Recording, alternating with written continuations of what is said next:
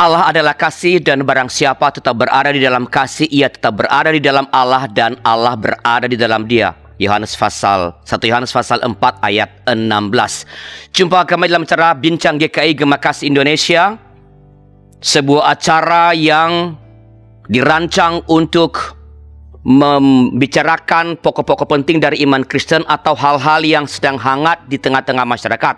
Saya Pendeta Arlius Larosa, pemandu perbincangan kita.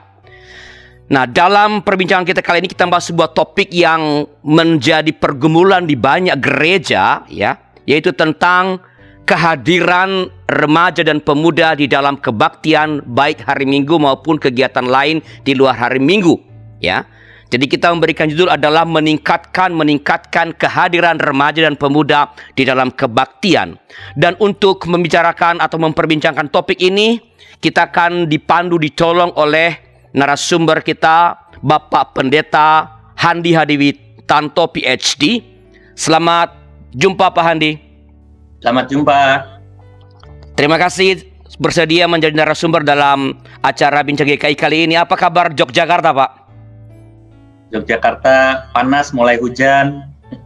Baik-baik semua. Ya, ini kondisi di kantor pandemi masih sama. Pandemi di kantor kah? Iya, di kampus. Di perkuliahan berjalan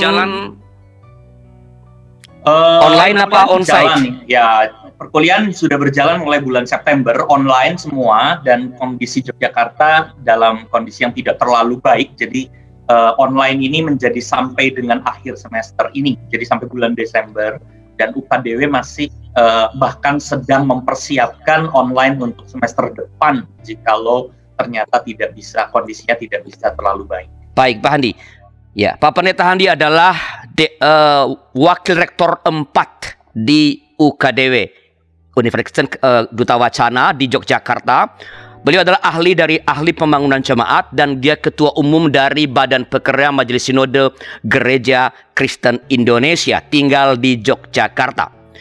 Pak Handi, kita berbincang tentang sesuatu yang di berbagai persidangan gerejawi kelihatannya menjadi topik yang hangat.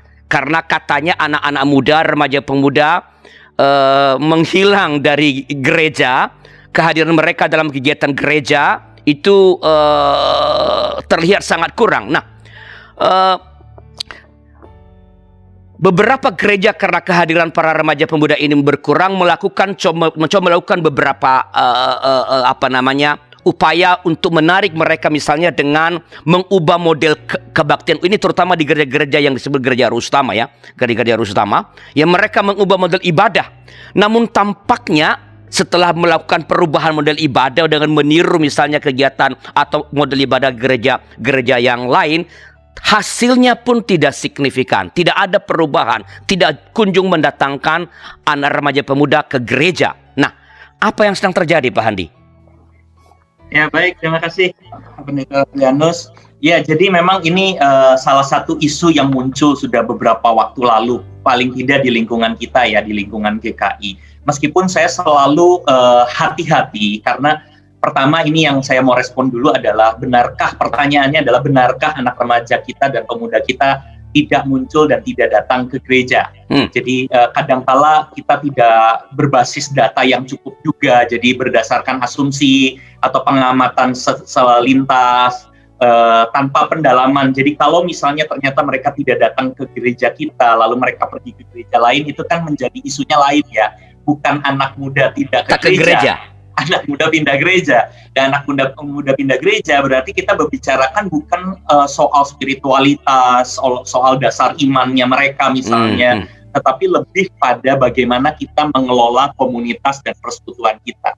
Jadi barangkali hal ini perlu kita pegang. Meskipun saya tidak mengatakan bahwa isu itu tidak ada, gitu ya. Dalam beberapa jemaat dan beberapa penelitian, saya ingat sekali Sinode Wilayah Jawa Barat (GKI) melakukan penelitian dan menemukan juga banyak anak-anak muda yang mulai menjadi enggan lagi pergi ke gereja. Jadi artinya data ini adalah data yang perlu kita lihat dalam berbagai variasi. Ada yang memang anak-anak muda sudah tidak tertarik pada persoalan agama, tidak terlalu tertarik lagi pada institusi agama termasuk gereja. Ada mereka yang bukan tidak tertarik pada soal agamanya, tetapi mereka punya persoalan dengan bagaimana komunitas dan bagaimana mereka terlibat di dalam komunitas. Sehingga kemudian mereka menjadi orang-orang yang lalu menarik mundur diri dari komunitas A lalu pindah ke komunitas B. Itu pun isunya juga pasti banyak variasi. Pindah dari GKI A ke GKI B misalnya, atau pindah dari gereja satu denominasi ke denominasi lain, atau dari satu bentuk gereja tertentu ke bentuk gereja yang berbeda. Jadi ada banyak variasi. Jadi paling tidak ada dua isu. Pertama adalah isu remaja pemuda yang memang tidak tertarik betul-betul pada kegiatan spiritual atau ke gereja. Ada yang sebenarnya bukan nggak tertarik, tapi dia melakukan itu pada gereja karena mungkin komunitas yang ia berada kurang menarik, begitu Pak? Betul. Jadi dua itu yang mau kita bedakan gitu ya. Nah, saya pengen ngejawab dulu dengan yang pertama. Ini saya tidak mengatakan bahwa dua itu lalu saya punya semua datanya gitu ya, tapi saya merasa bahwa kita perlu melakukan kategorisasi pada dua isu, turun atau tidak itu sebetulnya punya banyak variasinya. Nah, saya punya sedikit komentar untuk yang pertama mengenai ketidaktertarikan remaja pemuda pada agama dan spiritualitas. Benarkah itu?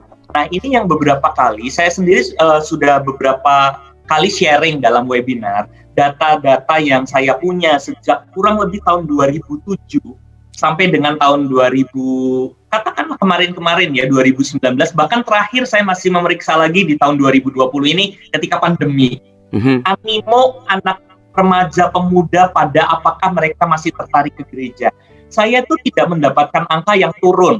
Setidaknya data saya ya, boleh tentu selalu dalam konsep data kita selalu perlu periksa lagi dan mencoba untuk mendengarkan informasi lain. Tetapi data saya kalau saya melakukan penelitian, animo mereka pada pergi ke gereja dan beraktivitas di gereja itu angkanya selalu baik. Jadi kalau saya mengatakan dengan angka yang sangat optimis itu di atas 70 dan di atas 80% dari setiap kali saya melakukan pemeriksaan secara kuantitatif, mereka masih sangat berminat ke gereja. Sangat berminat ya Pak? Sangat berminat. 80% mereka mengatakan bahwa mereka masih mau ke gereja tiap minggu, mereka masih mau aktif dalam intensitas yang cukup tinggi. Jadi sebentar Pak, ini bisa dibedakan Kak? Apakah memang sangat berminat ke gereja atau benar-benar ke gereja? Samakah itu? Saya menggunakan kalimat berminat karena data itu perlu selalu dicek ulang dengan misalnya kita melakukan diskusi gitu ya langsung dan memastikan apakah responden itu tetap keep datang ke gereja gitu ya. Tetapi ketika mereka disurvei, mereka mengatakan bahwa mereka masih mau ke gereja. Dan berapa kali mereka mau ke gereja, dan mereka mengatakan setiap minggu. Jadi setiap minggu ke gereja adalah angka yang tinggi, yang itu yang saya katakan 70% ke atas. Gitu. Karena itu saya kemudian menggunakan ukuran yang paling rendahnya dulu. Berminat, apakah mereka pada saat itu lalu mereka benar-benar datang atau tidak, barangkali atau mau tetap datang atau tidak, barangkali itu selalu akan dicek ulang. Gitu ya, tetapi berarti mereka mempunyai minat yang tinggi. Beberapa waktu lalu di SW Jawa Timur baru saja dipublikasikan infografisnya dan videografisnya. Saya tidak tahu platform yang dipakai di mana, apakah di Instagram atau di mana, tapi itu lalu disebarkan untuk menunjukkan data yang seperti yang saya tadi katakan. Karena saya melakukan penelitian di Jawa Timur, misalnya hasilnya seperti itu, di Jawa Barat di klasis tertentu, lalu di Jawa Tengah di klasis tertentu pula, dan hasilnya kurang lebih sama. Jadi saya berminat itu sebagai ini ya, sebagai artinya sebenarnya adalah kurang tepat kalau kita mengatakan bahwa karena perkembangan zaman, perkembangan teknologi, lalu anak-anak muda atau remaja pemuda itu kehilangan gairah spiritual. Nggak tepat dengan data ini dong? Ya dan tidak. Dalam pengertian ya, artinya kalau itu ukurannya adalah animo bergereja, yang saya selalu sebut sebagai aktivitas keagamaan. Aktivitas keagamaan yang agak bersifat formal, ritual dalam arti ibadah minggu, dan kemudian juga aktivitas-aktivitas organisasional di luar ibadah hari Minggu. Kalau ukurannya itu, saya hampir selalu mencoba untuk mendebat ya, karena animo dari data yang saya punya tuh tinggi. Dan kita bisa melihat ya, kalau gereja kita rasa kurang sekali, tapi anak remaja pemuda itu juga memenuhi ibadah-ibadah tertentu di gereja-gereja tertentu. GKI misalnya di lingkungan Yogyakarta, ada yang bilang mengatakan remaja pemudanya menurun, tapi ada GKI yang remaja pemudanya betul-betul bertumpuk-tumpuk sampai kehabisan. Membludak ya. Membludak. Jadi artinya kalau ukuran adalah soal aktivitas keagamaan, saya hampir selalu mengatakan, setidaknya menurut saya dan dari data, dan saya bisa selalu mengatakan secara general, Indonesia ya, orang Asia, orang Indonesia dengan segala kegembiraan dan kesenangannya untuk melakukan ritual keagamaan, itu tidak dalam kondisi yang, waduh, misalnya katakanlah memprihatinkan. Saya kemarin memeriksa di satu GKJ di Yogyakarta, animo apakah anak-anak muda dan remaja masih tetap mau pergi ke gereja setelah pandemi ini, ketika online terus-menerus berbulan-bulan, dan jawabannya sama. Mereka masih tetap menunjukkan bahwa mereka mau datang kembali onsite, dan mereka merindukan onsite itu kembali, dan mau datang setiap hari Minggu. Sangat sedikit yang mengatakan. Ini sangat menggembirakan ya, bahwa mungkin pandangan kita bahwa kebiasaan online ini yang memang itu dunianya anak muda, dan mereka bisa lebih gampang kan dengan tidak mesti mengatur apapun, kalau di rumah dengan bebas bisa beribadah. Ternyata kalau kembali onsite dengan segala tata-tata yang ada di gereja, mereka tetap berminat untuk datang ke gereja. Mereka menunjukkan bahwa mereka berminat, setidaknya ketika mereka ditanya bahwa anak muda juga siap blended. Ini yang menarik juga. Anak kategori usia ini GKJ ya, bukan GKI, tetapi ini adalah data yang menarik juga, belum publikasi, belum apa, masih diolah.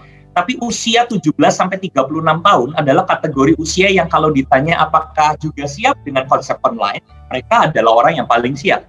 Yep. Usia yang lebih tua, usia yang lebih muda, yang lebih muda itu sebetulnya tahu, tapi mereka masih bingung untuk menentukan sikap. Tapi yang di tengah-tengah ini, mereka adalah orang yang paling siap untuk online. Mereka siap untuk juga kebaktian seperti ini. Tidak ada perasaan, waduh, saat ini adalah masa yang betul-betul menyusahkan. Tidak. Tapi pada saat yang bersamaan ketika mereka ditanya, kalau nanti pandemi sudah selesai dan kebaktian akan kembali lagi onsite, mereka juga happy. Jadi ini lalu menunjukkan bahwa memang kita nggak bisa mengukurnya hanya di satu-satu. Jadi ada semacam karakteristik tertentu gitu ya. Ada karakteristik tertentu, dan saya selalu mengatakan bahwa anak-anak muda saat ini adalah yang paling siap dengan opsi yang beragam-ragam, blended. Kalau pakai istilah di kampus, ini blended learning, itu berarti onsite dan online itu digabung sebagai variasi gitu.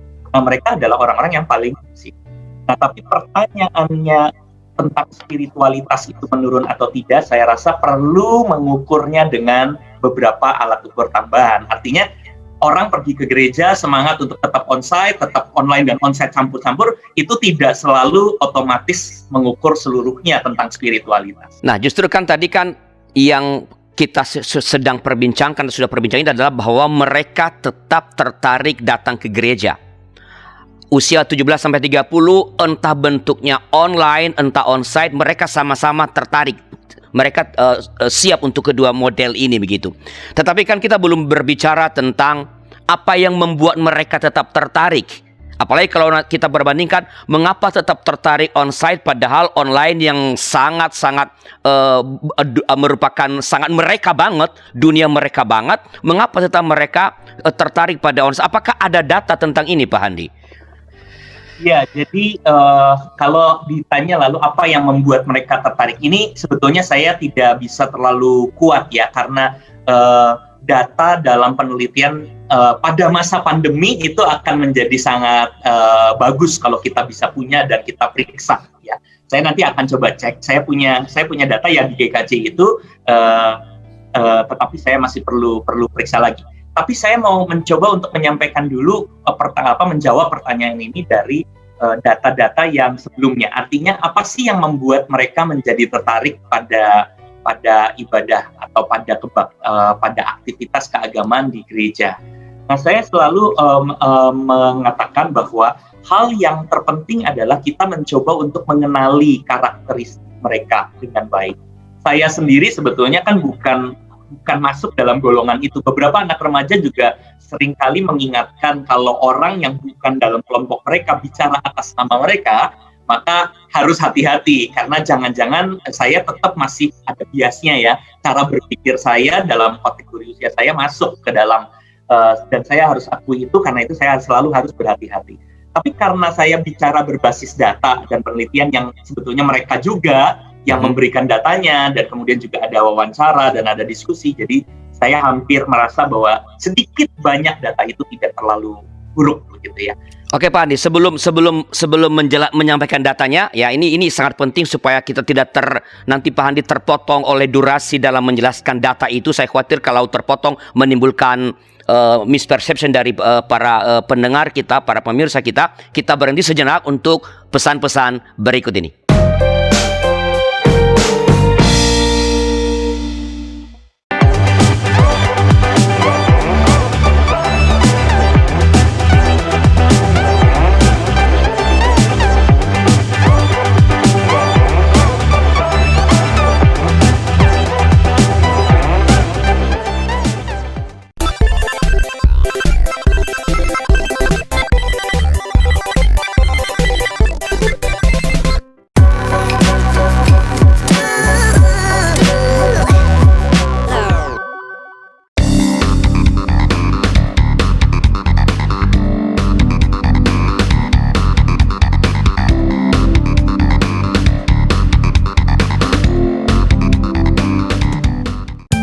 Sahabat, mari dukung pelayanan dan pekabaran Injil melalui YKB dengan membagikan link acara ini kepada sebanyak mungkin orang. Dukungan juga dapat saudara lakukan dengan mentransfer dukungan finansial ke rekening BCA ke nomor 450 305 2990 450 305 2990 atas nama Yayasan Komunikasi Bersama.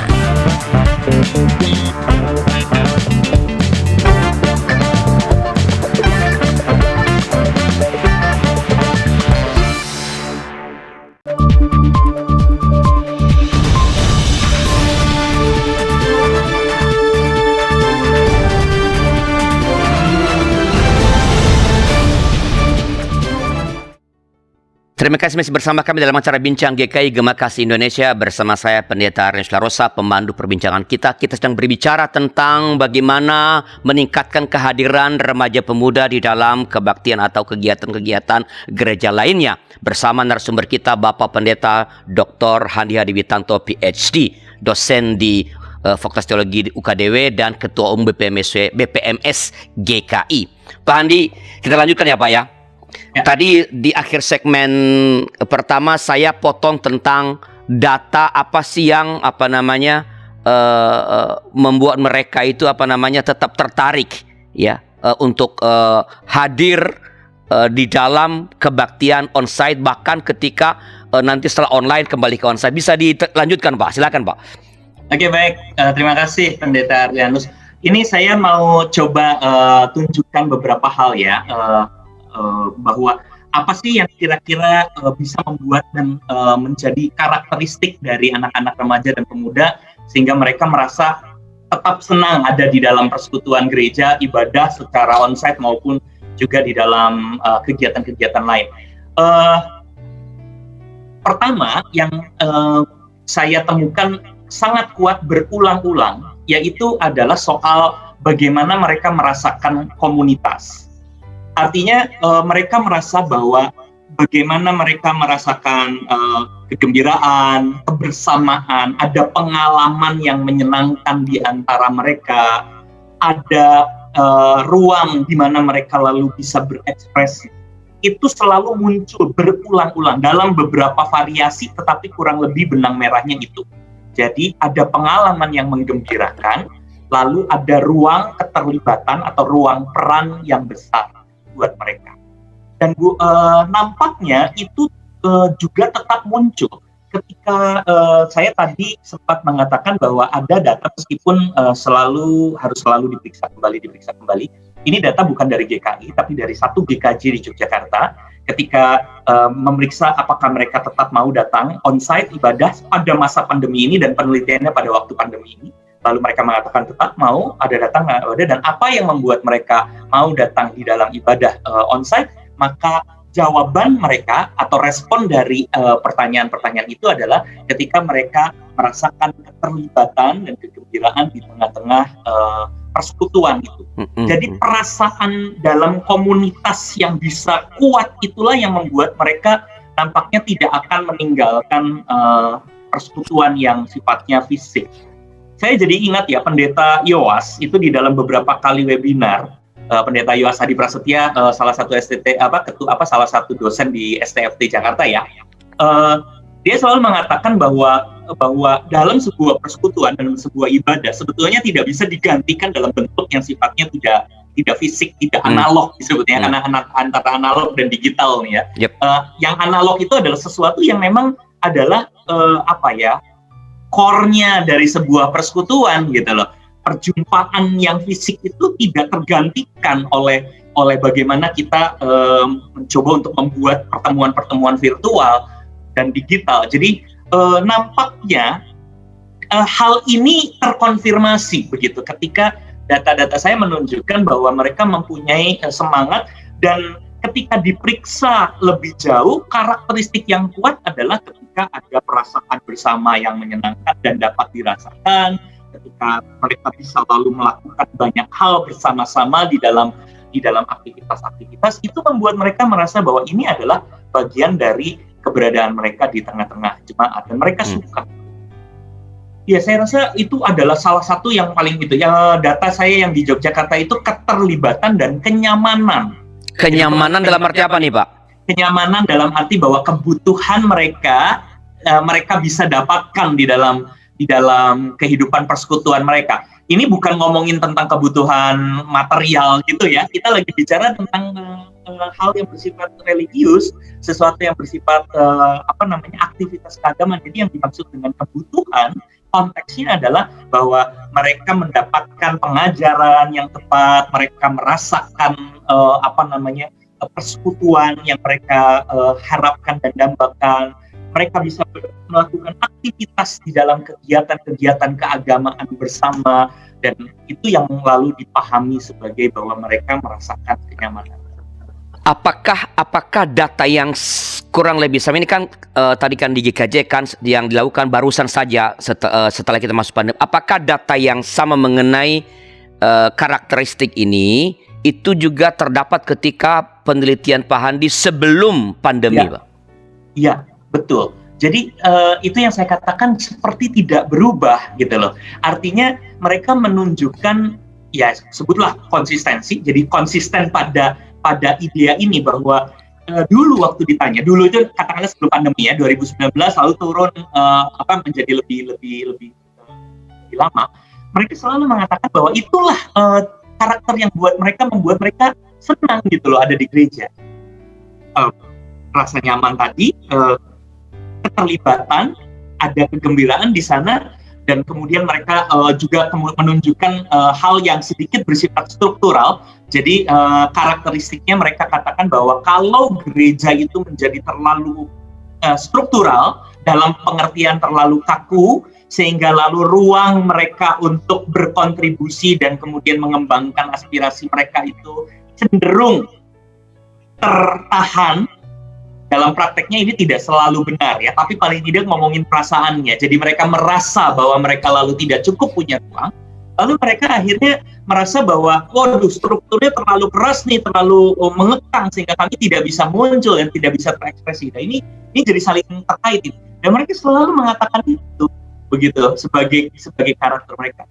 Nah, dengan demikian, maka biasanya saya lalu menginterpretasi data ini dengan jikalau di gereja kita, anak remaja dan pemuda kita cenderung menarik diri, apalagi ditambahkan dengan data bahwa mereka pindah ke gereja lain, maka mestinya inilah yang kita coba bicarakan. Artinya kita justru mulai dari karakter mereka, dari kondisi dan kebutuhan mereka, bukan dari asumsi-asumsi. Kenapa saya mengatakan asumsi? Karena yang biasanya terjadi di lingkungan GKI lah, saya tidak ngomongin di lingkungan gereja yang lain ya. Di lingkungan GKI, biasanya yang dijadikan jalan keluar tuh segera mengganti-ganti apa yang kelihatan di luarnya, kulitnya. Jadi liturgi, nyanyian, bisa nggak nyanyian diganti akan memberikan pengaruh? Saya tidak akan mengatakan tidak bisa. meskipun saya tidak melakukan penelitian secara khusus untuk liturgi, saya yakin secara logis saja kalau mereka suka pada lagu, ada lagu apa itu dinyanyikan, mereka lalu saya suka. Bisa dong, begitu ya. Tetapi apakah itu adalah sebuah pengaruh yang luar biasa signifikan dan apakah itu menjadi satu-satunya persoalan? Jawabannya jelas tidak.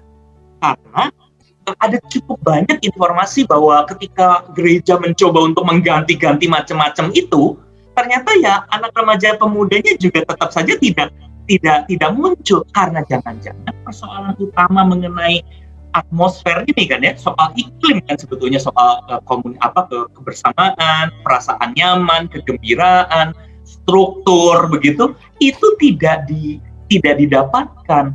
Nah, apalagi kalau yang lebih parahnya adalah mengganti liturgi atau mengganti nyanyian itu sebagai sebuah keputusan yang tidak reflektif ya istilah saya, tapi sebuah keputusan yang apa sih istilahnya tuh? Jadi refleksif ya, sesuatu yang cepat-cepat saja, reaktif. Jadi sebuah tindakan reaktif yang diambil oleh pimpinan gitu loh. Entah itu oleh pembimbing remaja, majelis jemaat, oleh elit dari pengurus remaja tanpa betul-betul mencoba untuk mendalaminya. Ya, jadi karena itu data seperti yang saya ceritakan, saya terima kasih YKB memberikan kesempatan saya bisa sharing. Sebetulnya ini adalah untuk mengajak kita, yuk kita lihat bahwa remaja pemuda itu punya karakteristik yang mereka bahkan masih bisa tetap oke dengan nyanyian dan liturgis tradisional sekalipun, ketika mereka memang betul-betul happy di dalam komunitas itu. Jadi membalik dengan hanya mengatakan bahwa komunitasnya bisa happy karena lagu, saya rasa tidak persis sama dengan yang saya dapatkan. Yang ada adalah bahwa komunitasnya, rasa menjadi bagian dalam persekutuan itu dan kesempatan mereka menjadi seseorang ya di sana adalah sebagai subjek, itu yang lalu disentuh, sehingga kemudian persoalan-persoalan lain akan bisa mengikutinya. Lagu diganti pun dengan semangat atau liturgi disesuaikan, tetapi dengan semangat di mana dasarnya itu sudah memang kokoh, disentuh ya. Kalau tidak, yakinlah, itu kan saya ingat sekali dalam satu kesempatan itu Pendeta Dani itu Sekum GKI pernah ngobrol dengan seseorang dari satu denominasi lah, nggak disebut di sini, dari satu denominasi yang anak mudanya tuh luar biasa banyaknya. Lalu mereka mengatakan bahwa jangan salah, kami anak-anak muda bisa berkumpul dengan begitu kuat sampai dengan saat ini dalam kelompok dan persekutuan kami karena kami memeliharanya bertahun-tahun. Memeliharanya dari tahun 90-an mereka cerita. Bukan hanya karena musik. Beri kami organ di GKI, kami akan buat persekutuan ini tetap seperti ini. Ini menarik sekali ya sebetulnya sebagai tantangan. Ketika kita salah kaprah gitu, berpikirnya adalah hanya sekedar ikut-ikutan, menurut reaktif ya. Dan jadi sebenarnya ini menegaskan ya, data-data dari yang Pak Handi kemukakan menegaskan bahwa yang saya katakan di awal tadi, bahwa persoalannya ternyata kan bukan soal model ibadah. Ya, bahwa tentu saja ada pengaruh kalau dibuat ibadahnya lebih tidak kaku, mungkin ada. Tapi sebenarnya bukan, tapi pada bagaimana sebut iklim, bukan hanya iklim ibadah sebenarnya berarti ya Pak Handi. Iklim keseluruhan komunitas. Jadi ketika anak-anak remaja pemuda ini merasa diterima, diberi peran, begitu ya, mengambil bagian dan mereka happy di situ, ini adalah saya boleh mengekspresikan diri di sini, tentu dengan mereka juga tidak mau lompatin pagar begitu batas-batas, mereka tetap bisa hadir. Jadi bukan adalah salah kaprah kalau kita tanpa analisis yang matang kita mau menarik anak-anak remaja pemuda gereja dengan mengubah nyanyian atau bentuk liturgi. Begitu yang mau Pak Andi sampaikan? Ya, kurang lebih begitu. Sekedar mengganti dan merubah. Bahwa saya termasuk orang yang tidak anti bahwa kita perlu berkembang ya dengan liturgi dan lagu itu. Saya pikir kita semua tahu betul bahwa itu menjadi salah satu bentuk ekspresi. Tapi bukan sekedar bicara itu tanpa dukungan yang lain dan seolah-olah itu adalah hal yang paling pertama harus dilakukan untuk menciptakan sesuatu. Percayalah, kita hanya akan menjadi buntut, ikut-ikutan orang lain, mengganti ini dan itu, melakukan ini dan itu, akhirnya GKI kehilangan jati dirinya. orang akhirnya memilih yang asli daripada yang KW. Saya suka banget pakai bahasa yang seperti itu. Persis ya. Tetapi kalau kita bisa mencoba untuk betul-betul melihat karakteristiknya, dan katakanlah saya baru ngomong satu bagian, ada beberapa bagian lain tentang iklim dalam kehidupan bergereja, dan mereka sangat membutuhkan rasa nyaman, rasa gembira, di mana persekutuannya menggembirakan mereka, dan ruang untuk berperan itu betul-betul bisa kuat. Maka dari situ kita bisa ngomongin liturgi, kita bisa ngomongin nyanyian. GKI dengan tradisinya bisa melakukan dialog, bahwa tradisi GKI adalah menekankan pada, bukan sekedar soal himnal ya menurut saya, tapi menekankan pada konsep Tritunggal misalnya, Trinitas. Pemahamannya tidak hanya menekankan pada satu sosok, pada satu sisi saja misalnya, tetapi kita bicara tentang keutuhan, atau kita bicara tentang isu yang oikumenis, bahwa kita tuh mempedulikan kehidupan dunia, bukan mempedulikan diri sendiri. Maka itu akan menjadi diskusi yang menarik di dalam dan di tengah-tengah remaja pemuda yang happy di dalam gerejanya. Dan rasanya kalau mau dibuka ya, kita nggak harus menyebut satu nama, dua nama tertentu, tapi kalau kita mau membuka mata di lingkungan GKI, ada gereja-gereja yang sudah berhasil melakukan itu, berdialog dengan remaja pemudanya dengan happy, karena si remaja pemudanya sendiri juga sudah merasa bahwa persekutuan di tempat mereka itu sudah bagus gitu. Saya punya contoh satu ketika melakukan FGD terkait dengan data-data seperti ini. Ada remaja, ada pemuda, ada penatua. Lalu saya mulai dengan pertanyaan, apa sih yang membuat kalian, datanya saya udah punya ya, data surveinya udah punya, sekarang data kualitatifnya. Apa sih yang membuat kalian tidak senang sama gereja sampai merasa bahwa tidak selalu gembira, tidak mau aktif? Ya begini Pak, kami ini selalu dilarang-larang, bikin retret, kami dianggap tidak bisa, mau melakukan ini, kami dibilang nusahin, gitu ya. Kira-kira gitu yang anak remaja nih, dari satu gereja, di satu klasis tertentu di GKI, yang ngomong begitu. Itu belum selesai si anak remaja ngomong, lalu ada penatua yang berdiri. Ini nih memang anak remaja susah diatur.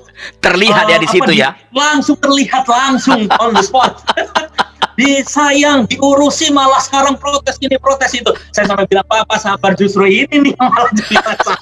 Jadi yang dikatakan oleh anak remaja itu dan disangkal oleh seorang penatua itu terbukti justru kan? Iya, betul.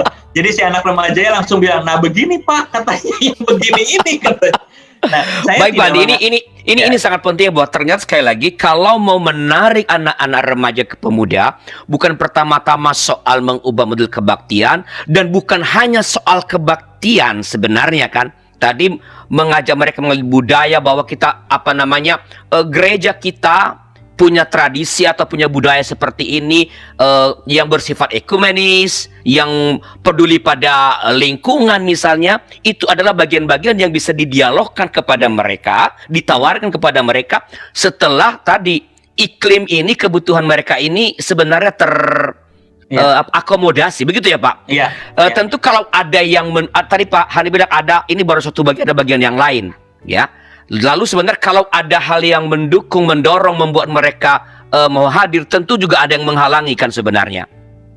Ya, tapi kita akan bicarakan itu setelah pesan-pesan berikut ini.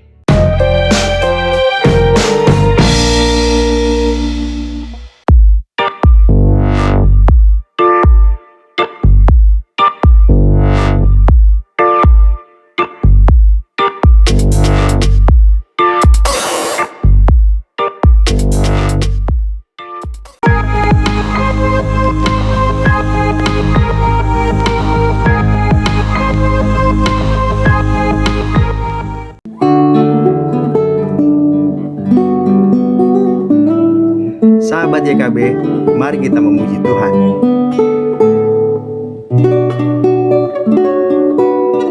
Saya Octavianus akan menemani Anda 2 kali dalam sebulan, setiap hari Kamis setelah program Pernikahan Bahagia. Dengan instrumen gitar, saya akan memainkan lagu-lagu yang pernah kita dengar dalam konsep fingerstyle gitar.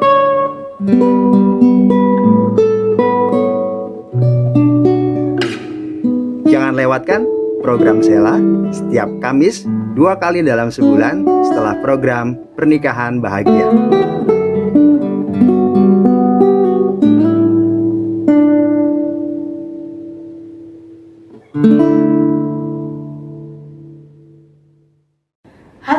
Sobat YKB, kami akan menyapa Anda dalam program baru berbahasa Toraja, Umpama Tanah Pena atau Penyejuk Hati bersama saya, Rismawati Palute. Ini adalah sebuah program renungan singkat tentang kehidupan kita sehari-hari yang didasari oleh firman Tuhan yang disampaikan dalam bahasa Toraja. Program ini akan tayang setiap hari Jumat jam 1 siang di channel YKB GKI TV. Sahabat, mari kita tetap semangat melangkah bersama Tuhan. Selamat laku kita solanasang, Tuhan memberkati.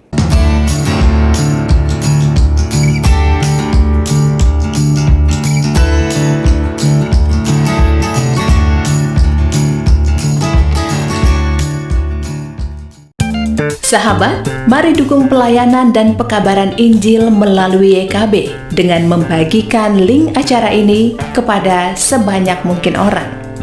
Dukungan juga dapat saudara lakukan dengan mentransfer dukungan finansial ke rekening BCA ke nomor 450 305 2990 450 305 2990 atas nama Yayasan Komunikasi Bersama.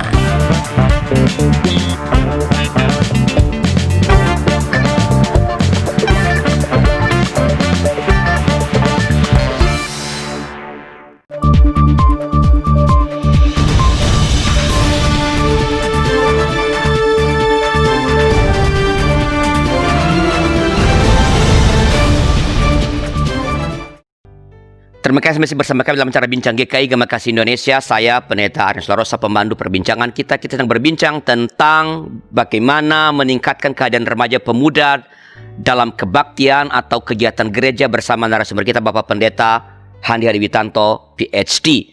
Dan ini segmen terakhir, teman-teman yang bergabung melalui YouTube dapat berinteraksi ya dengan kami melalui chatroom yang tersedia. Pak Andi, kita jelaskan ya Pak. Tadi kan Bapak mengatakan baru satu bagian nih dari hal yang sebenarnya dapat menolong atau membuat para remaja pemuda itu tetap tertarik ya hadir dan dalam kegiatan-kegiatan gereja. Nah, tadi kan Bapak bicara mengenai iklim lah, kurang lebih seperti itu ya. Nah, yang berikutnya itu apa, Pak?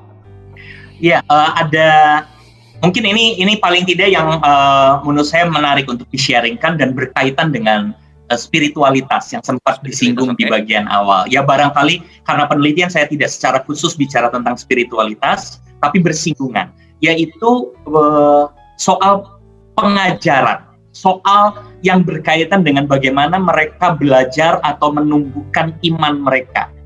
Jadi kalau bicara tentang apa yang membuat dan menumbuhkan iman mereka tentang kekristenan, berarti kita tidak akan menyentuh soal pengajaran. Konten berarti ini ya Pak? Ya betul, dalam gereja konten ya benar. Jadi apa sih yang sedang dibangun di dalam kehidupan menggereja itu? Nah, data saya terbatas sih sebetulnya, tetapi saya mau menunjukkan salah satu, yaitu dengan mencoba memeriksa bagaimana mereka memahami Kristus di dalam diri mereka, dan itu lalu diperiksa sampai sejauh mana menjadi sebuah atau menjadi bagian dari karakteristik mereka, termasuk karakteristik mereka untuk terlibat dalam aktivitas keagamaan. Jadi jadi semacam hubungan antara bagaimana mereka memahami Yesus dan bagaimana mereka lalu hadir di tengah-tengah ibadah dan aktivitas gereja lainnya. Data saya menunjukkan bahwa ternyata pemahaman mereka tentang Yesus itu adalah sesuatu yang memang menjadi bagian. Karena itu tadi kan pertanyaannya, apakah pengajaran konsep tentang Yesus dan itu berarti berkaitan dengan bagaimana mereka memahami idea-idea kekristenan dalam diri Yesus, paling tidak itu punya hubungan dengan urusan mereka terlibat atau tidak. Dan datanya menunjukkan bahwa itu ternyata adalah sesuatu yang sangat kuat, khususnya pada ibadah. Jadi ini bisa dimengerti sekali ya. Mereka mau datang ke dalam ibadah karena mereka mendapatkan pemahaman tentang Yesus yang baik, yang sesuai dengan mereka. Saya punya data lebih detail, yaitu pemahaman Yesus yang adalah inkarnasi Allah di tengah-tengah dunia. Jadi tradisional. Inkarnasi Ya, Allah. Allah yang adalah yang berinkarnasi. Jadi ini pemahaman yang sebetulnya tradisional, klasik, memang pemahaman kita ya sebagai gereja Protestan, bahwa ini adalah Allah yang menghadirkan diri di tengah dunia. Dan buat mereka itu adalah sesuatu yang sangat kuat. Data lain di penelitian yang lain mengatakan kalau sampai itu nggak ada, mereka tidak akan pernah datang ke gereja. Oke. Dengan kata lain bahwa mereka mau ke gereja karena mereka memahami itu. Kalau gereja sudah mulai bicara tidak begitu, maka mereka akan meninggalkan gereja. Menurut saya ini adalah karakteristik. Mungkin kita akan mengatakan itu data biasa-biasa saja. Ya iyalah, masa di dalam gereja kita nggak ngomongin Yesus? Betul, itu adalah sesuatu yang biasa-biasa saja. Tapi kalau kita menginterpretasi data ini dengan baik, maka berarti kita akan berbicara pada konsekuensinya. Kalau karakteristiknya seperti itu, berarti gereja harus betul-betul bisa memelihara pengajaran tentang Yesus itu seperti yang mereka harapkan. Kalau pengajaran itu disampaikan dengan cara yang tidak tepat, mungkin istilah tepat itu menjadi ini ya, saya ganti. Pengajaran itu disampaikan dengan tidak seperti yang mereka harapkan. Dan konsekuensinya bisa pada metode yang salah membuat mereka tidak mendapatkan apa yang mereka harapkan. Cara menyampaikan yang tidak menarik itu membuat mereka tidak mendapatkan apa yang mereka harapkan. Persiapan dan konsep yang membuat justru menjadi rumit apa yang seharusnya mereka bisa dapatkan, itu membuat mereka tidak akan datang. Kenapa? Ini interpretasi saya sebetulnya. Beberapa anggota remaja pemuda yang pindah gereja seringkali lalu pindah dengan harapan mendapatkan pengajaran itu lebih mudah. Jadi mereka mendengarkan khotbah yang soal kedalaman, soal benar salah menjadi isu, soal kritis spiritualitas yang terbuka dan kritis misalnya, itu menjadi sesuatu yang tidak lagi terlalu diperhatikan. Tapi karena mereka ada dalam situasi di mana setiap kali mendengarkan firman di gerejanya, dia tidak jadi mengerti, tapi malah jadinya bingung, atau menjadi terlalu rumit buat mereka, tidak menggunakan bahasa yang mereka harapkan. Dan mereka, oke, kalau gini sih saya nggak terlalu senang nih. Lalu mereka pindah, apalagi zaman sekarang ya, ketika kondisinya memudahkan mereka untuk cari berbagai macam sumber. Jadi mereka pindah.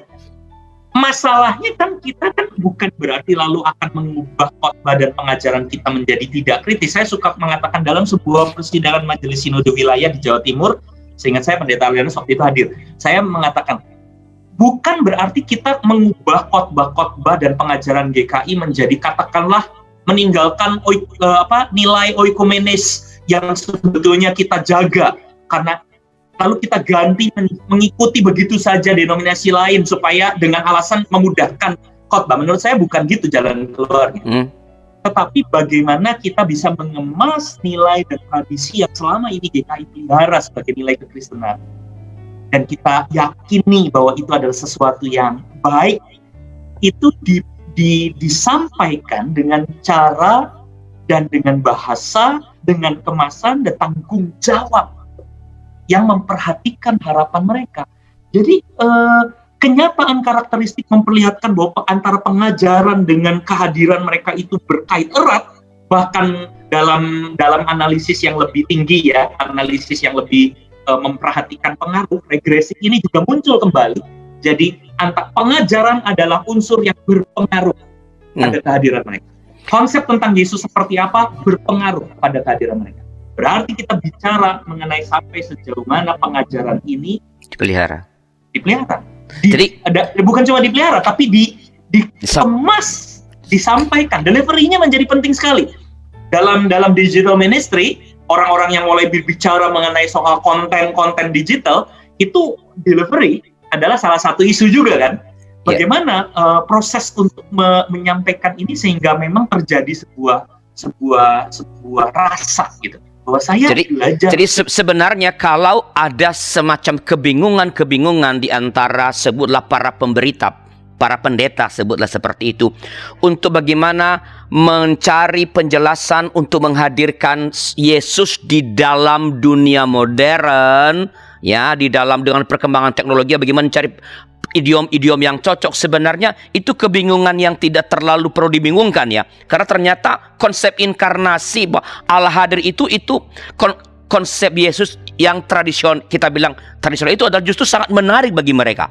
Iya, betul, betul, persis. Kita tidak sedang bicara anak remaja pemuda dalam krisis spiritual, Oke. kalau boleh katakan. Kita tidak sedang berbicara remaja pemuda dalam konsep yang sudah mulai tidak percaya Yesus atau tidak percaya Allah. Bukan di situ poinnya. Kalau bahwa ini bisa berubah, ya kita tidak pernah tahu ya. Tapi kita tuh tidak dalam konteks seperti orang di Eropa Barat. Itu saya selalu katakan. Konteks remaja pemuda gereja, khususnya GKI, saya menyebutnya dalam laporan-laporan penelitian saya sebagai mereka masih ada dalam pemahaman iman secara tradisional Kristiani. Jadi membuat upaya-upaya untuk dengan begitu bold, keras,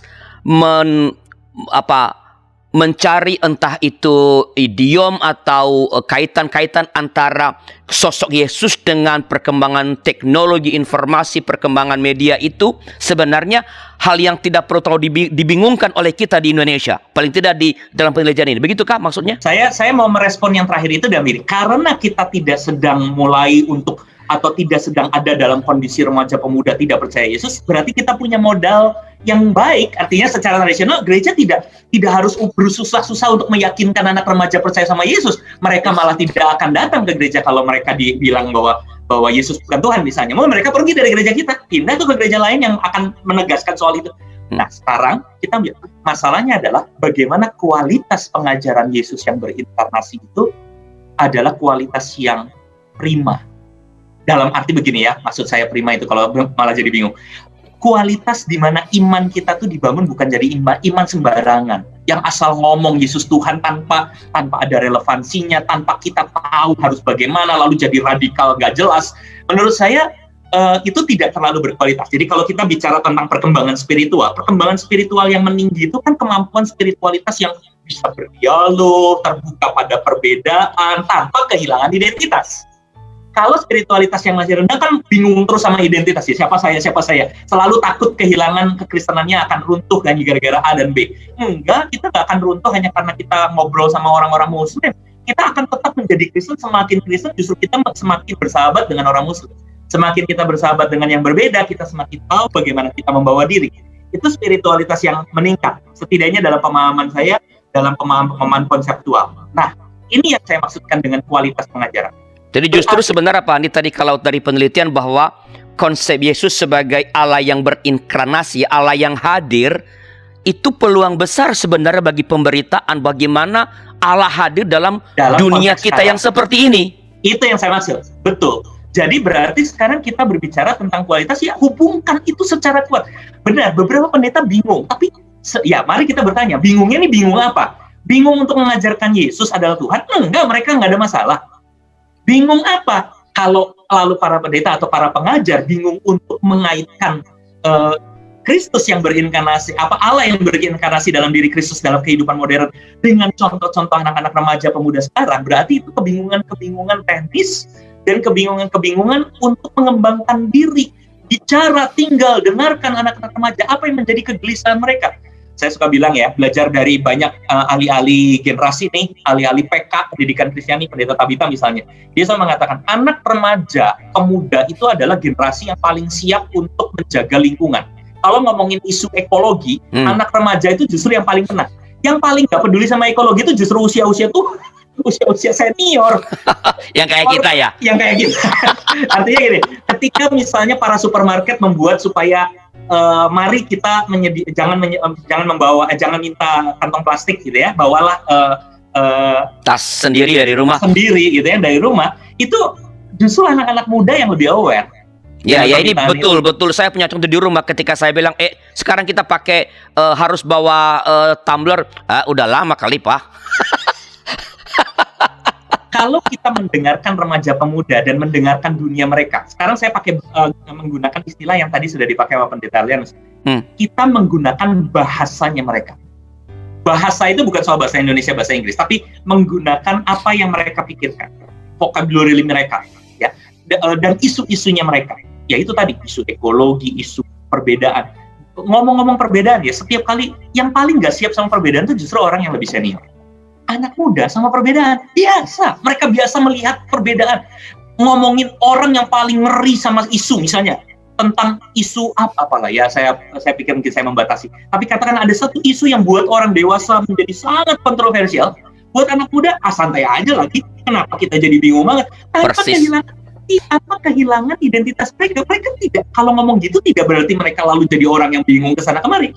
Menariknya justru mereka adalah orang yang tahu betul mereka sendiri bersikap seperti apa. Tapi nggak usah takut, nggak usah jadi fobia misalnya gitu. Jadi selain iklim tadi ya Pak Handi, iklim yang dapat mendorong atau membuat para remaja pemuda gereja ini tetap hadir adalah soal pengajaran. Jadi kita punya peluang sebenarnya yang sangat besar untuk menyampaikan pengajar atau inti-inti pengajaran tentang Kristus itu, tentu saja dengan menghubungkannya, merelasikannya dengan dunia mereka.